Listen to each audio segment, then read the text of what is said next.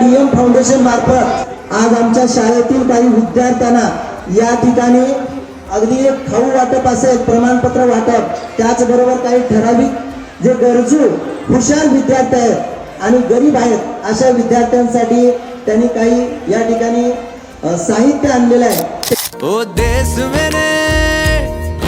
तेरी शान पे सदके कोई धन है क्या तेरी धूल से बढ़ के, तेरी धूप से रोशन तेरी हवा पे जिंदा, तू बाग है मेरा मैं तेरा परिंदा। आंचल